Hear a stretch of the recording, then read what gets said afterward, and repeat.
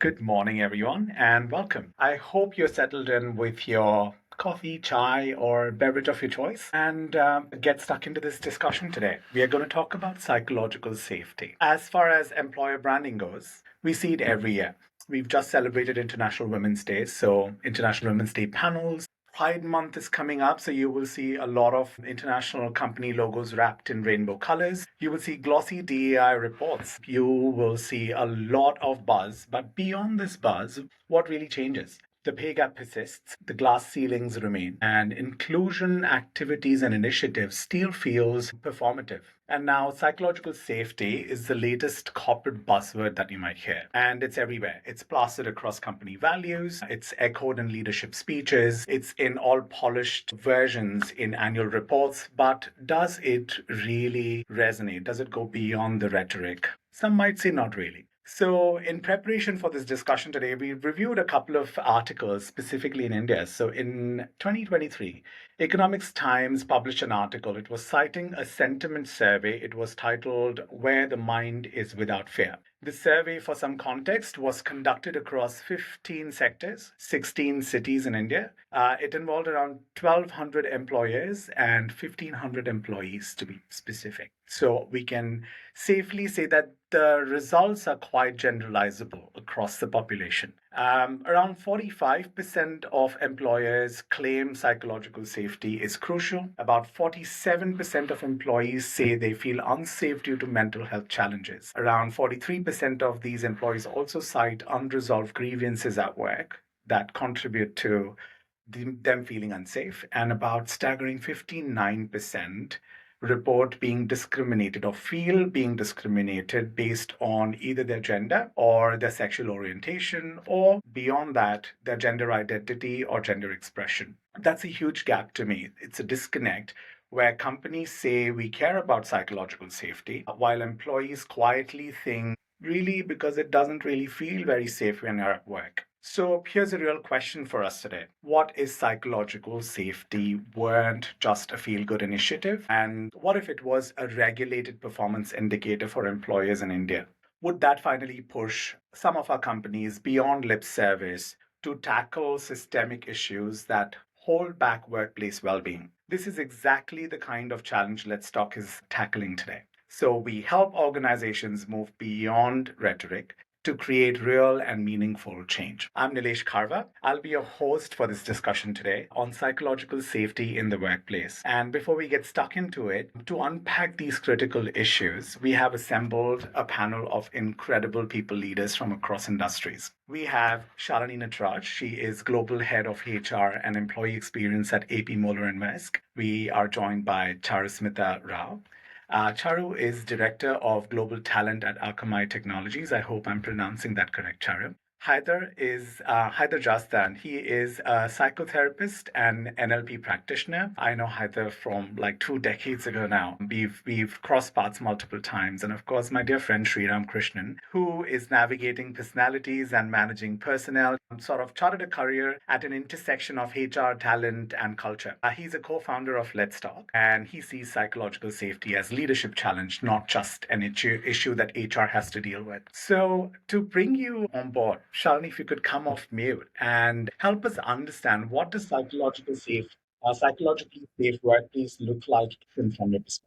Thank you, Nilesh. Hi, everyone. Can I just say, between all of you, I'm feeling really safe. And that's the idea. It's the feeling, Nilesh. And sometimes, and I'll say I'm guilty of it as a leader, as an HR person, that I sometimes believe that having a policy, having these bulletin boards that has posters that says, this place is safe is not enough. I need to feel safe as an employee, as a colleague, as a human being. And it boils down to that. To start with what you said, when we think about employee engagement, right, Nilesh, and that's what you were thinking about, what does engagement really feel like? When have I been personally the most engaged?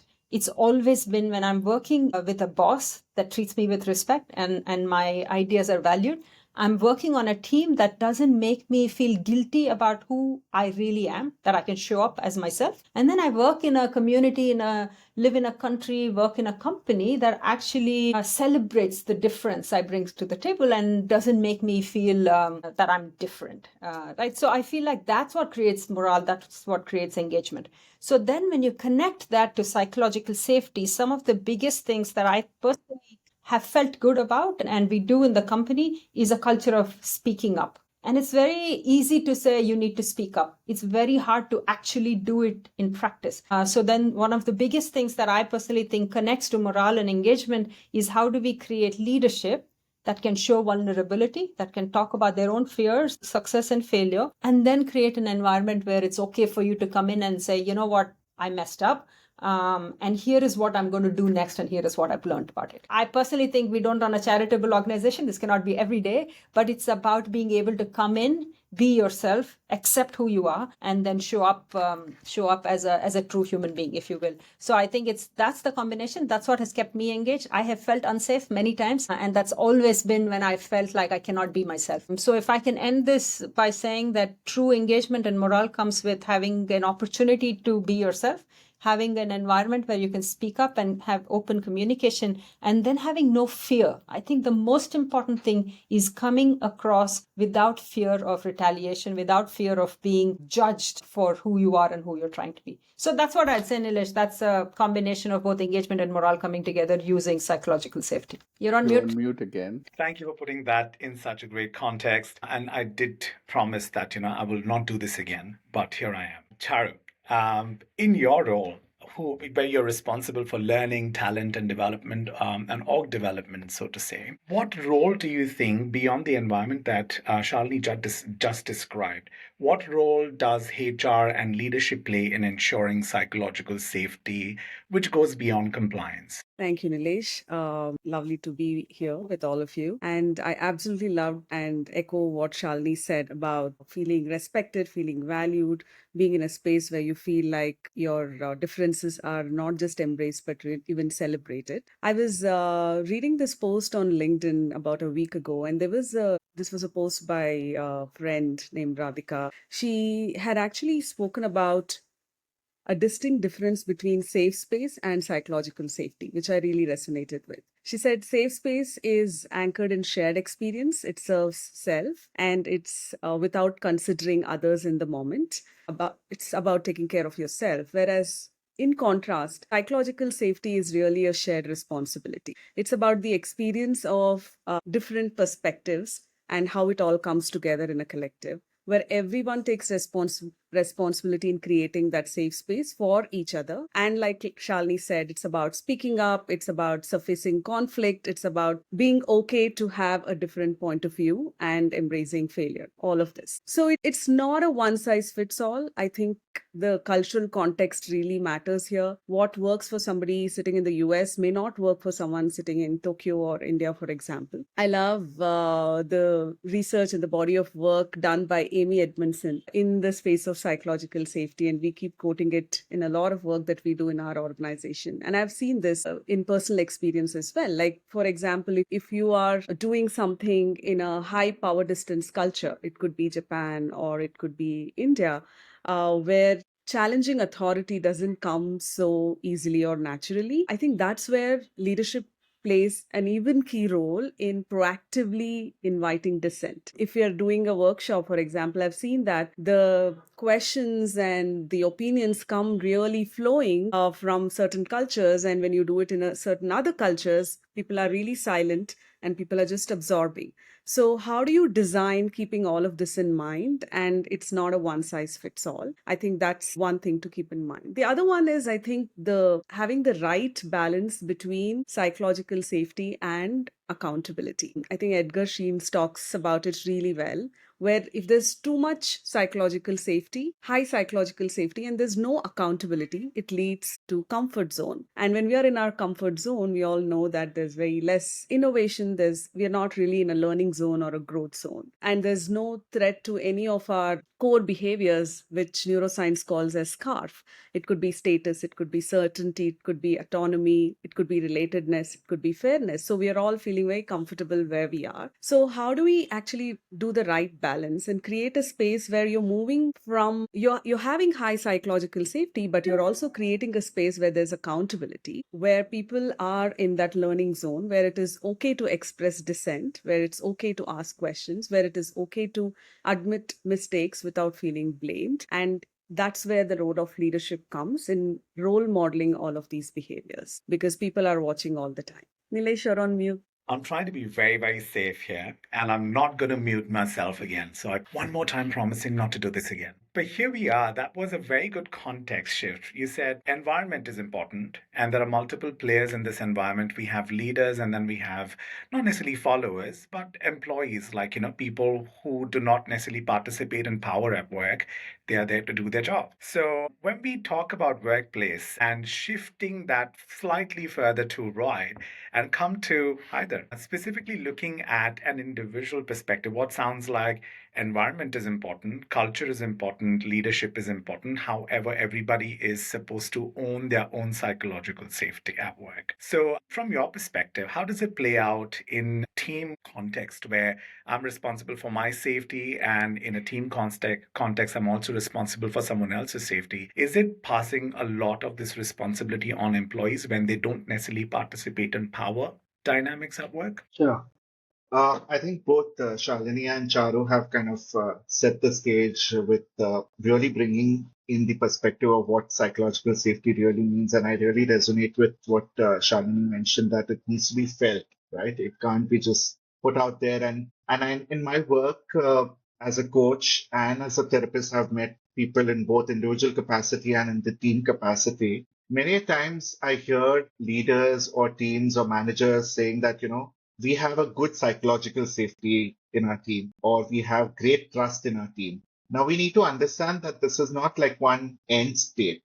Yeah. It's an ever evolving state. Today you might be feeling very safe in a meeting room that you go in, but tomorrow there might be something else that comes up in that same meeting room, which can really shift the whole dynamics of how safe that team feels or how trusted that team feels. So I think it's really an ongoing work that one needs to do. And there, coming back to your question, which is what is an individual play in that team dynamics, I think I look at it from a lens of internal barriers and external barriers. I look at what, as an individual, I'm carrying some of my beliefs which are limiting me to really be out there. Yeah, it could be my conditioning around what was okay to come across in a place where there's authority. Am I allowed to speak? Am I always supposed to respect and get into this harmony state, right? So I can't disturb this harmony, because if I speak up or if I'm the odd one out, then I'm going to be feeling excluded. Then your own beliefs about, am I really good enough? And that's where the imposter syndrome kind of comes in. That is my point of view of value here. Will I really make some sense? Then there is this element of my own lived experiences, yeah, where I've been in very similar sort of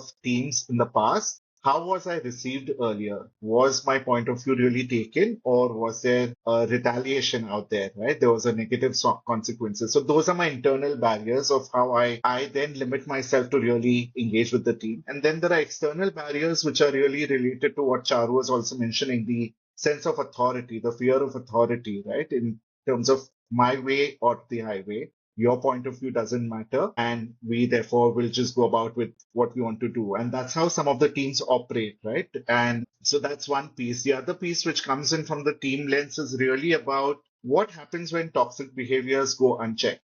Yeah. So what happens in a team meeting when someone has expressed bullying, yeah, or showing up as a bully, or when there's public shaming, yeah, or when there is too much of favoritism. Then what is the team accountability in that space, and also in many cases the organization accountability in that space of what was done for those behaviors? And if I see that those behaviors are not really checked on time, it will then limit the individual to really come forward and participate going forward. And that's how it makes it then unsafe. So I really look at it from both internal barriers and external barriers when it comes to my role in building that psychological safety along with my team. So those are my point of views. Nilesh, can I just add for 1 second? Haider, that's such an important thing what you spoke about, because as leaders and sometimes as HR, we think we own psychological safety, but it starts so much before they even come to the company. And Haider, to your point, it starts every morning. I wake up, there are mornings I wake up and I'm so not confident. I bring it to work and something happens which is so normal, but it triggers me. And then I'm not feeling safe. But I think it's also who I am and my belief system. So it's naive for companies to believe that we own it and it starts and stops from the time you enter an office and leaves an office. So it needs to become a part of our upbringing, almost like in college and school, and we need to be taught this and parents need to be taught this, right? I feel like it's so much bigger than the organization. Very, very well put. And I guess I was just going to that. So thank you for contextualizing it to a level. So we've gone from policies, we've looked at leadership, we've looked at individual interplay. Let's just take a bit of a macro view and let's go to Sriram to look at, when we look across organizations, people have spoken about policies, behaviors that people exhibit at work, baggage that people bring from their own personal lives and the way it plays out at work. Across organizations, the power dynamics sometimes can have an impact on psychological safety. So what's the trend across organizations? You see that, because the blame shift happens, right? Employees could blame leaders and HR could say, no, but it's you who's responsible for this. So how does it really oscillate between the two across industries, across organization? If you could shed some light on that. It's the normal thing, The idea over here is that you need to have the intent and you need to be able to action that intent, And it's all depends on the organization and where the organization's strategic planning is in terms of what are their beliefs, what are their values. So that's what is important in the first place. And then obviously you need to create an environment where there is no fear of retaliation. There is people are empowered. So, there are instances where you have employee resource groups where people can voice their opinions, can speak clearly without having to go through that whole issue of, what will be the reaction that people will have if I were to speak about something. At the same time, we also need to keep in mind the employer's point of view in terms of whether, there are situations where you have to make these tough decisions, and it's important that we need to understand that. That's where I guess, again, the communication is very important, where the leadership needs to step up and be vulnerable in a way, to be able to say that these are the situations that we are going through and these are the decisions we need to make, and make that whole process a very collaborative process where you are taking those decisions with the kind of taking your entire team along, taking the employee group along in making those decisions. I think that's where there's a sense where there's the power dynamic break and the organization feels and the employees in the organization feel that psychological safety. Because in today's day and age, we need to have that compassion with discernment. And it's important for the business. And it's not just compassion or empathy as we used to earlier put it. So it has to be a combination of both. Thank you for that, Sriram. So we picked up quite a few buzzwords here, and if we could have a buzzword bingo today, we would have at least one line checked by now. But what I'm trying to say is these words are recognized. So it might feel a bit like a corporate speak, but what we're trying to isolate today is if we were looking at it, Shalini, from your perspective, say accountability and regulation when it comes to organizations talking about my brand value is X, Y, and Z. We are trusted brand, we are safe environment to come and work, so please come and work for us, right? And here are our policies and here are our initiatives, how we run it. So should psychological safety be measured as a KPI rather than HR initiative or a brochure tagline, so to say that this is what we stand for or this is what we do? What are your thoughts on making it a KPI? Yeah, great question. And I'll start by saying that many times attrition, psychological safety becomes an HR initiative. And Charu and I will tell you it is not. Like, we don't own psychological safety for a leader or their team. They need to own it for their team. We can enable it, but I don't think any of this should ever be an HR initiative. And the problem, Nilesh, is when it becomes that. When a CEO looks at a HR or a CHRO and then says, what do you think about DEI? What do you think about psychological safety? Then you're already right at the top saying that I don't take accountability for it. I'm actually going to make an HR person own it. And that's, I personally think, to your question, the most visible change that needs to come together is business owning DEI, business owning psychological safety, making it a part of their everyday. And that's a big change that we really, really have to bring it where the business leaders actually own it. So for me, if you look at some practical things that we could do, one of them is what Haider also spoke about. Let's assume there is bullying. And the bullying happens, honestly, most times at the top level. Right? You're in a meeting, in a review meeting with the ELT, and there is an ELT who doesn't even let you speak and then goes at you. Right? And that for me is bullying. That for me is a junior person in that room not feeling safe. And if nobody does anything, then we believe that's an okay behavior. Then 4 levels down, it happens in another room and then it continues everywhere else. So how do we, the second thing that we should do is how do we first not make it an HR initiative? Second, how do we ensure that there are visible actions that you take at the highest level to say, this is not okay behavior, and here is how we need to pivot and change. And a leader has to do it, not HR. That's the second one. And then third, to your point about becoming a metric, when you start something like DEI, like psychological safety, not having a metric is not a great thing. But at some point, metric becomes just a metric. And people will do it just because they want to achieve a green tick or a green arrow on their KPI, but it does not feel right? There's no feel about it. So I really think metric is okay to have, but if you don't follow it up with behaviors, if you don't follow it up with leadership expectation, where if you don't do this, then you're not a good leader conversation. If it doesn't follow up with coaching, that Haider would agree, then I really think we're not going to be successful as organization. So yes, KPI is needed. KPI cannot be a standalone, and you can never be called a good leader because your KPI is green. It's all about how are the people feeling when they join your team, when they leave your team. And that's important for us too. And can I just add one thing that Charu said, like I really love that it's a shared accountability. If a KPI is for one individual leader to create psychological safety for their team, but their team works with all other people in the organization and they feel targeted by it, then the KPI is met, but the feeling is not. So how do we make it a shared accountability at every level? Very well put. I do like that, and I have a follow-up question on that. So you're saying that of course KPIs are important, and there could be certain indicators you've mentioned in terms of organizational behaviors that people demonstrate at work that could say it's either healthy or not supportive for, say, collective or collaborative work, so to say. But if I were to say that, yes, it is an indicator, and of course it is across multiple behaviors that it represents, I can come to you, Charu, and say, like, should psychological safety become a part of leaders' KPI? And there could be n number of indicators that say, like, your team can claim that it's a psychologically safe environment, or your team cannot boast this. So we want that sort of, black or white, fail-proof sort of a thing, instead of just being a feeling. Yes, here is the data to prove this is how it can be achieved at work. So what would you recommend leaders or coach leaders on ensuring that, if it's a KPI for you, how do you meet it, or what that KPI would be? That's an interesting question, Nilesh. So I think I'll go back to what Shalini said about just measuring and having a metric around it will just be a number unless we go also see what are people feeling, how are people feeling.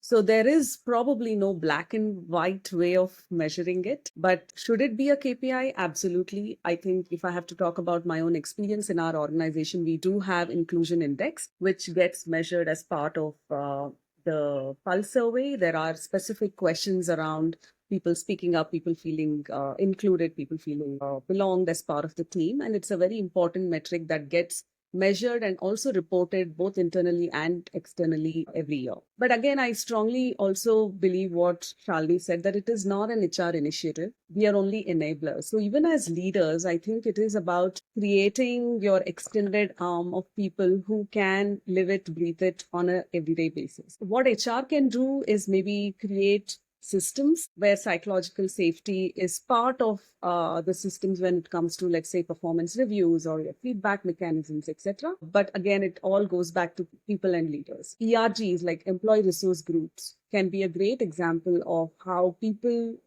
take it forward and becomes the champion of psychological safety, and also how people speak up and how people bring up different topics to leadership and how those topics are taken as feedback and acted upon it. We have something called as listening champions in Akamai, where in every team meeting, there are a set of behaviors that are kind of observed, and people take turns to be these listening champions. And it all goes back to the neuroscience way of saying if you have a brain, you have a bias. So bias is really to know that bias. If you feel like if I'm the listening champion, I say maybe there was proximity bias in play when we were discussing that. It's not taken personally, but it's taken as a team sport, and knowing that we are better at pointing out biases in others than looking at our own biases. So things like that, some systemic practices which happens across the system can be really helpful. One of the other examples that I could quote is we started on this journey on growth mindset,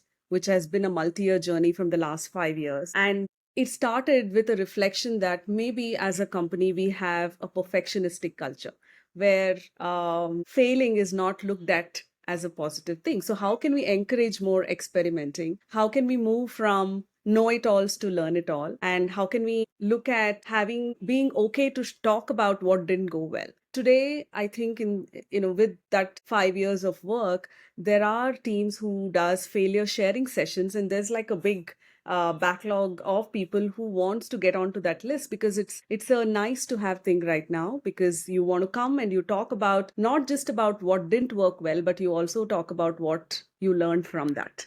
So I think it's kind of intertwined as part of the culture, but it's taken years of work to get there. So to be able to reflect and create systems across, and all goes back to leadership. I think Edgar again talks about humble leadership, and he talks about ask versus tell. I think Haider, you were talking about coaching. So when you have leaders talking to employees, are they telling so that people just follow what they're saying, or are they asking questions with curiosity and really understanding what's going on there? That tells a lot about your role of leadership. So I think KPIs are important, but just the number won't be enough. It's also about all of these anecdotal data and the behaviors and the systemic practices that all have to come together collectively for that psychological safety to thrive. What I gather here is you spoke about proximity bias, and it's just about to decode it. It really means to recognize that you have this view because you're too close to this, and that's why you have this perspective. From my perspective, it looks like this. Now, just because I said it, it should not make life or other space unsafe for you because I have voiced my concern. I felt safe enough to voice it to you, and therefore I can say that this is psychologically safe interaction. Well, we should be able to take criticism where, on the chin and reflect on it, internalize it if it's going to help us, or just ignore it if it's not going to help us. Like seek coaching. So I like those frameworks that you just coined over there. So what I'm going to do now is specifically turn quickly to Sriram to get a very quick perspective, because we got this answer that KPIs, while they're important, they may not necessarily be very good indicator of whether a brand can be recognized as psychologically, or someone promoting psychological safety. Beyond policies or frameworks, can organizations adopt a form of accountability? What would that look like across brands? To be honest, you have the frameworks that give you the way it needs to be. But again, it's all about how the organization is top down. It is where how managers or make the employees feel. It's about building that relationship where it is okay to be vulnerable. It is okay to show yourself as the way you are, and to not be judged for it, to not have any biases against it. And that's where it is. As mentioned, you can have frameworks and policies in place, but if it is not lived in on a daily basis, that is where one needs to bring that whole thing about, where there is a sense of being able to speak up clearly without any prejudice and without any judgment. I have seen you live it personally. So I'm just going to account a specific scenario that, Sriram has used to work with this business in Melbourne, Steve Bucknell, if I could mention him. And at one point you had, approached him to ask him a specific question. Accountability kind of stems from courage, right? Because he's my boss. How can I ask him this? But Sriram had this is how he talks, right? So he just walks up to him and says like, this is how I feel. What do you think about this? Can we do this? That person turns around and was in a fit of rage, saying like, "How could you?" And they're like, "Okay, if you don't think it's a good idea, fine." But that Sriram had to carve that environment for himself, saying that I'm going to ask. If I'm not going to ask, nobody is, and this is how I could do it. So I would just recount in that scenario because accountability is something that we spoke about quite extensively. Now let's just look at intersectionality over here. So I'd how does like to add something intersectionality? there. Sorry. Sorry, I just want to add there, I mean, you have all these KPIs and targets, and you can meet all of those KPIs and targets, but are they actually benefiting the organization? How are the people feeling? How is the employee feeling? How are they showing up to work? Are they feeling comfortable? Are they feeling safe? Those are the indicators, which are the true indicators of the organization's psychological safety. So definitely need to create that. It's one of the brochures that, Let's Talk has created. It's about your employer branding is not what you are saying on your brochures. It's about what people are talking about, in their coffee meet and coffee catch-ups. Leaders, a voice of employee surveys could be an indicator of, what people are reporting officially. However, what do they talk about their boss on Grapevine is important because that's a reflection of how people truly feel. So, and that can be impacted by a lot of things. I wanted to look at intersectionality and intersectionality. And I wanted to bring Haider in terms of gender, socioeconomic background, sexuality being these different dimensions. How does intersectionality impact psychological safety? Do you think that that would be different for different people, or we can all come to a conclusion saying that, this is the bare minimum standard that everybody needs to follow, that these three things are non-negotiable when it comes to psychological safety and its impact? Yeah.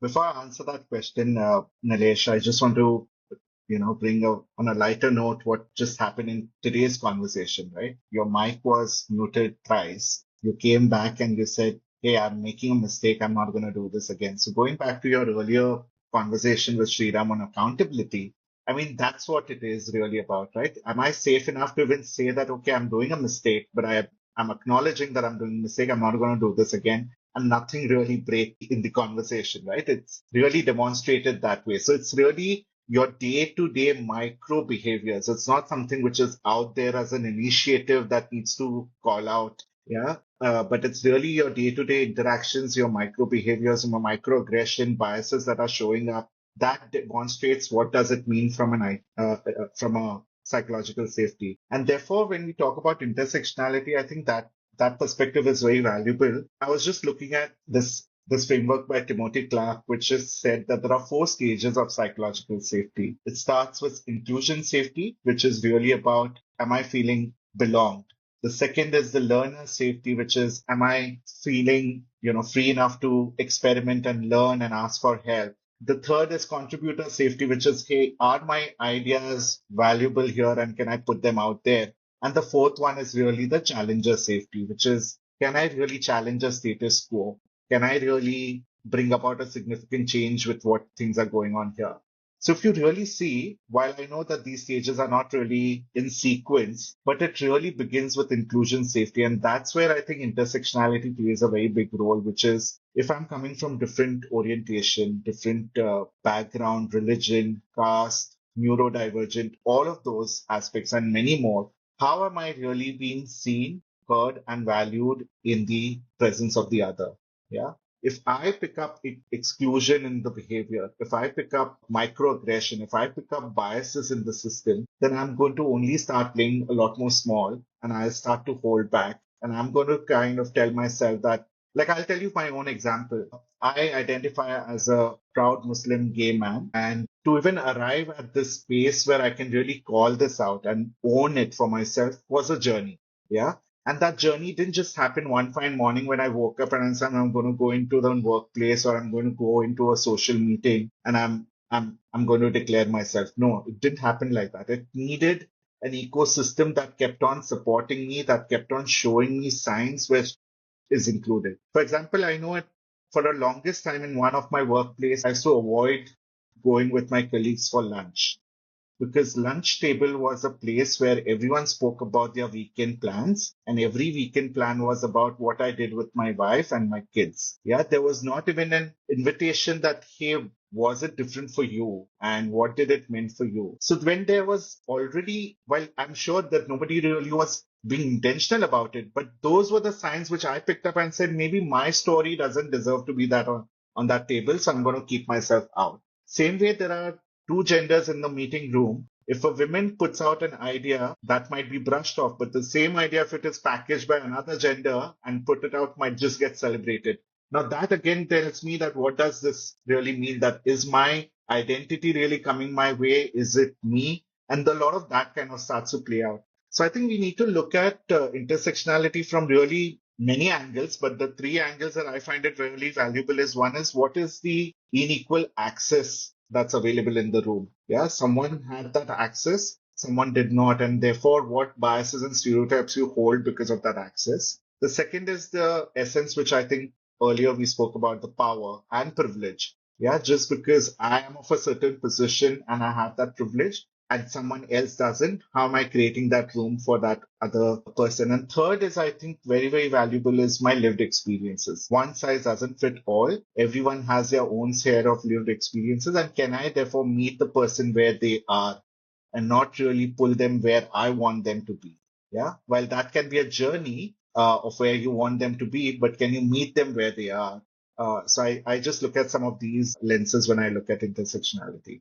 Very passionate about this topic, so I can go for a long time, but I'm going to take a pause here. Can I get super inspired by what Haider you said, and I'll give you my personal example for what you said. Like, I'm single, happily am choosing to be single, right? To what you said about weekend plans and stuff like that. There are times when there is an automatic assumption that because I'm single, I don't have a life and I could work late, I could travel, I could do whatever that a supposed married person with a child can't do. And for a long time, I hid all of this, right? And I would do it, not because, I have a life and I want to go and I care a lot about the vacations I take or whatever it is. I would never talk about it because, it wasn't accepted because I didn't feel safe enough to bring myself the way I am. But now I work in an organization, so I don't really care that this is my life and you might have a child. As important for me, going on a vacation is equally important. It's a choice I'm making. And I feel like it needed courage from my end to show that way. Because, and I'll tell you, Nilesh, you started with glass ceiling. I don't believe in it. Because I believe if I want to see a glass ceiling, I will see it everywhere I go. If I choose to believe that there isn't a glass ceiling or I know how to break the ceiling, then I will figure out a way to find a hammer to break it. So it all starts with me, and sometimes we put all the accountability on somebody else. So how do I show up and own whatever is this decision that I've made, including taking a break to have a child or taking a break to go trek in the Himalayas, which I don't do. I hate any physical work, but then to be able to own it and then say, I have a creative space for myself. So Haider, sorry, I had to butt in, but it's such a great example of what you said. Absolutely. Like I was just referring to different perspectives from different people, and your example over there was about being courageous to say that I don't believe in this. I will seek a hammer and break it if there is one, because I don't want to be limited by something someone else has imposed on me, which is their assumption about what my life could be. So very good examples there, and this intersection makes difference for us. But I want to come to you, Charu. Your expertise, a deep expertise in developing our leaders. Now, leaders come from within our society. They are like us. They are like, they have feelings. They have important job to do, lead us, and of course, deliver outcomes for business, right? So it's not, they're not supposed to be psychologists or evolved human beings. So how do organizations balance pressure for results with creating culture of openness and trust? Is there a specific angle that we can today say that leaders should really think about this first if this is important to them? How would you coach someone on striking that balance? Yeah, it's such a great question, Nilesh, because I think we have touched upon this in several angles talking about accountability. And I have seen this happen that many leaders worry about focusing on psychological safety will lower accountability. And somehow psychological safety is equated to being nice, and it is not that. And we saw that in the earlier example, that where there's high psychological safety but low accountability, it creates a comfort zone and there's no learning that happens. So it's all about the balance. So how can leader create that balance? And what they need to do in this is avoiding two zones. One is the comfort zone, and the other is the other extreme, which is the anxiety zone, where there's too much accountability but there's no safety, which will create only a fear-driven culture.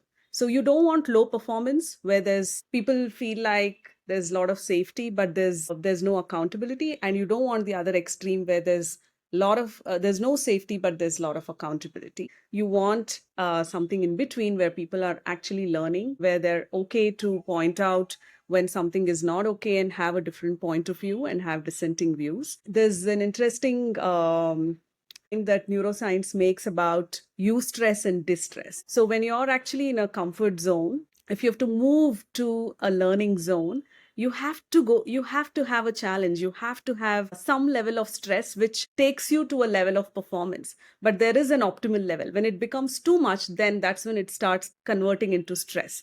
So leaders knowing what is that environment that I can create where people feel challenged, people feel like they have interesting challenges to work on, and at the same time there's safe space to have a different point of view and not be punished for it. And again, it goes back to other thing that we spoke about as the role of the leader on knowing how biases can impact psychological safety.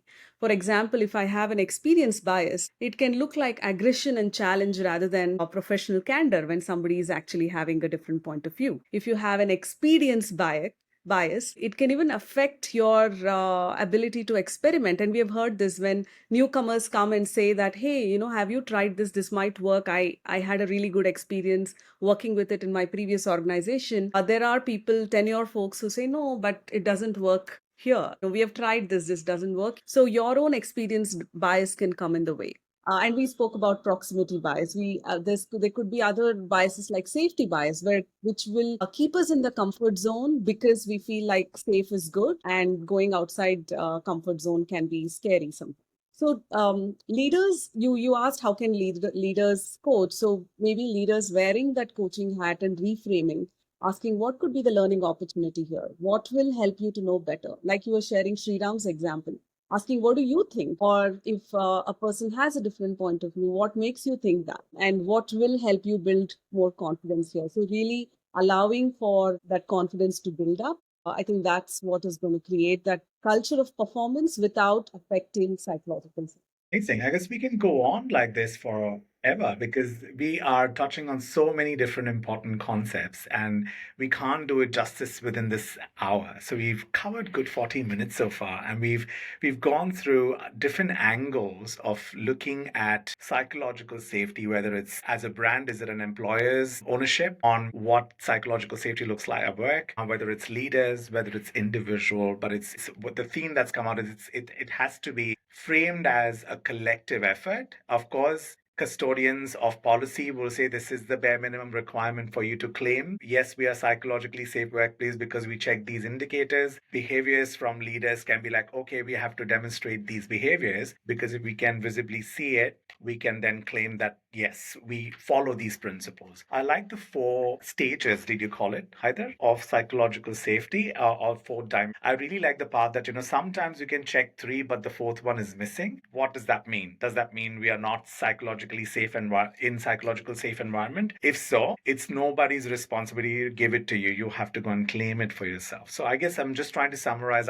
what I've heard so far. So if each of you were to share one practical step, I know you've already done it, but I'm going to pressurize you to do it because this is a safe environment. We can say these things to each other. Each one of you share one practical step an organization can take. Organization, not individuals, can take to enhance psychological safety. Let's be utopian and say, in a world where everything is great and everyone's receiving our feedback today, what would that wish be for you?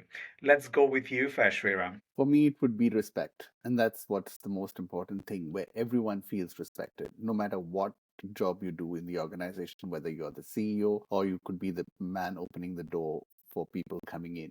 It's about feeling that respect, a sense of belonging. And that's what I would say is the one thing that an organization can do for making a place feel psychologically safe.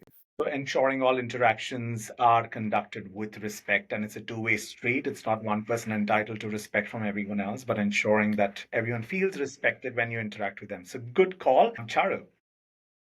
I would And say you. I would say include or inclusion. So I love this quote. If you aren't intentionally including, then you're excluding. So really being aware and creating those inclusive spaces. You ask for one practical step, and I'll share something that I love doing. When you are when you're doing a brainstorming session, for example, in a group, and when you throw a question and people start responding, being aware that there could be some voices which will never come out, and there could be some people who will probably shy away from saying what they have to say.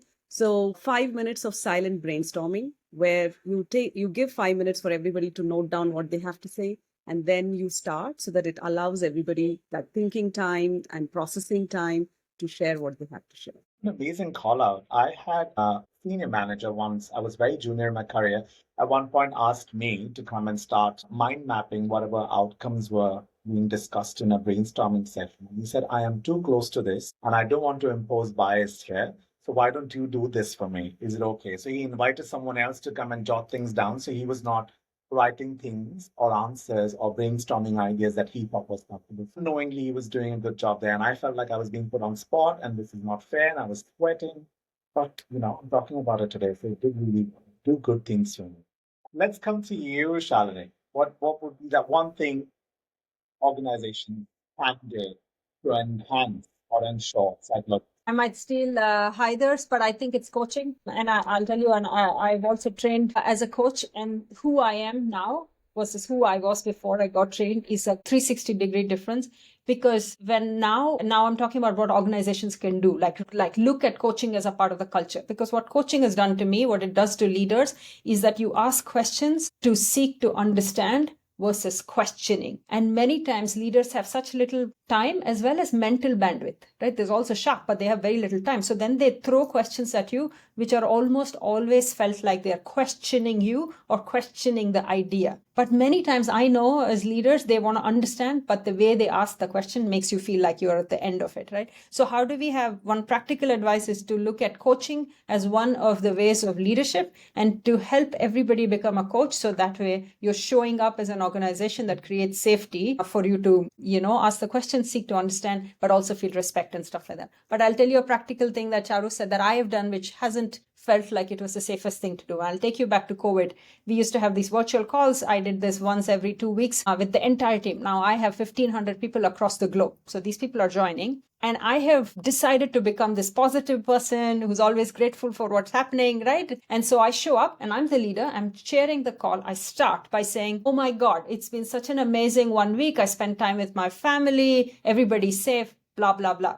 And the tone I set is that everything is great and we need to be grateful for what we have. And there are people, many, many people who are having a horrible time with this, going through all of this now. Amazing story there. And it's like, when you create a vacuum in leadership, someone else has to come and fill the gap. And maybe people don't have that kind of affinity with power. They can't come in and say things after head of their department has just said, everything is okay, nothing to see, just be happy. Yeah, we've got 2 minutes to go, Haider. I'm going to put you on the spot and give you 2 minutes to say, one practical thing that you think organizations can do to enhance perception, at least, of psychological safety. Yeah. I think for the longest time, we've celebrated the smartest person in the room. I think if we change the tone to the curious person in the room, I think if we start celebrating who asked the most silly question or curious question, because it did bring us to the root of the problem or made things a lot more simpler. So if we change that shift from celebrating the smartest person in the room to the curious person in the room would be a great step. A practical tip would be, I think that's something which I do with a lot of teams, and I've now started to see leaders do this, is keep the first 10 minutes of a meeting to just check in. Yeah. Of how are you feeling? What are you thinking today as you come in? If you just create that little space for everyone to just share, hey, this is how I'm coming in today in the meeting. This is what I'm thinking. This is what I'm feeling. Just makes the space a little bit more eased out for everyone then to start contributing to the meeting. So I know as much as everyone is really passionate about that 1 hour of brainstorming that we want to get something out of it, we can just chalk out 10 minutes of that to just do very human to human check-in. that can really change the whole game for the next 15 minutes, which you'll do in your brainstorming. So yeah, that's my practical tip. You're on mute. I was trying to avoid this. See, I managed to keep my promise for at least 4 other times. I'm glad I did something right today. But thank you for keeping me honest and bearing with my silliness. I'm just trying to work around the technology and the issue that I'm facing. But this discussion has shown that psychological safety is more than a concept. Accountability is shared. Organizations can own policies and can own the branding of employer per se to say who we are, what we do, and what we can do. Organizations like Let's Talk are leading the way to help workplaces embed this cultural aspect. I'm sure that concepts that we've covered in our conversation today could become a masterclass on its own.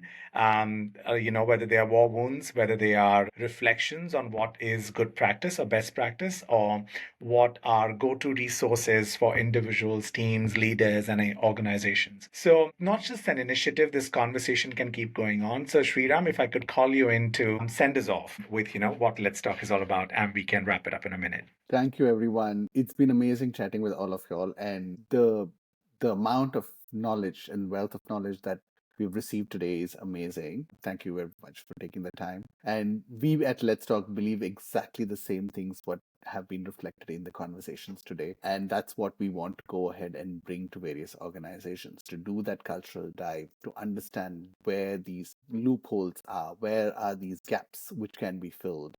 And we have obviously access to all the amazing experts that we have, including people like Haider, who are going to be part of the program of designing and creating these amazing culturally enhancing programs for various organizations so that everyone feels that sense of belonging and a sense of space where they can perform to their optimum. With that, each and every one of you, thank you very much for your time this morning. Have a wonderful day ahead and see you guys again very, very soon. Have a good day. Bye-bye.